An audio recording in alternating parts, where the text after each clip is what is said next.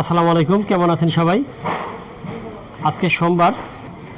আজকে ফরিদপুর জেলার সালথা উপজেলার বালিয়াগড়িতে ছিল হাটবার। আবার সালথা উপজেলার আরেকটা জায়গা, সেটাকে বলে জয়খালী বাজার, সেখানেও ছিল হাটবার।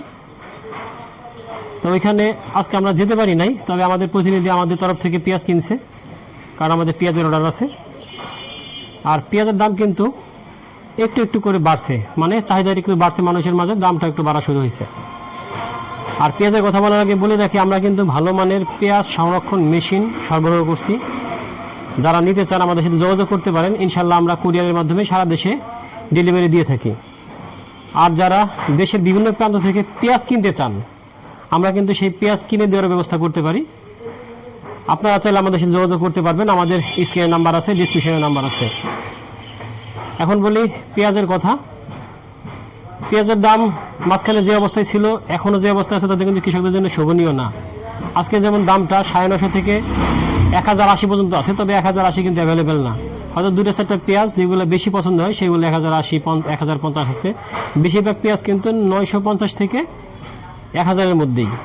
আর যেটা খাবার পেঁয়াজ সেটা কিন্তু আরও কম, সেটা 800 থেকে শুরু করে এই 1000। তার মানে বেশিরভাগ পেঁয়াজ যেগুলো বাজারে এখন আছে তা কিন্তু 800 থেকে 1000-এর মধ্যে। আর রাখি পেঁয়াজ কিন্তু মোটামুটি বলা যায় অ্যাভেলেবেল হয়ে গেছে। যারা রাখি পেঁয়াজ কিনতে চান তারা কিনতে পারেন।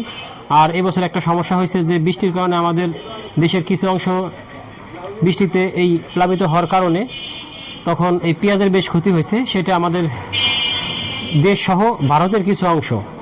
তার মানে এই বছর হয়তো শেষের দিকে পেঁয়াজের একটা ঘাটতি তৈরি হবে, আমরা সবাই ভাবছি। সেটা হওয়ার সম্ভাবনা বেশি, এবং অ্যানালাইসিস যারা করে, যারা বিভিন্ন তথ্য নিয়ে উপাত্ত নিয়ে যারা বিশ্লেষণ করে, তারাই কিন্তু এই কথা বলছে যে এই বছর শেষের দিকে পেঁয়াজের ঘাটতি হবে দেশে।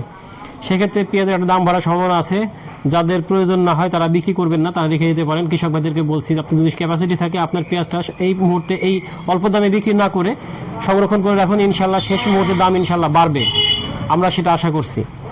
আর আমাদের একটা অর্গানিক ফুডের শপ আছে, খাঁটি পণ্য পাওয়া যায় বিভিন্ন ধরনের। যাদের লাগে আমাদের সাথে যোগাযোগ করতে পারেন, আমরা কিন্তু সারা দেশে হোম ডেলিভারি দিয়ে থাকি। দর্শক, এই হলো আজকের আপডেট। আগামীকালকে যখন আমরা আবার বাজারে যাবো, ইনশাল্লাহ বাজার থেকে আপনাদেরকে আপডেট দেবো। যেহেতু আজকে বাজার যেতে পারি না, তাই এখানে বসে আপনাদেরকে আপডেটটা দিলাম।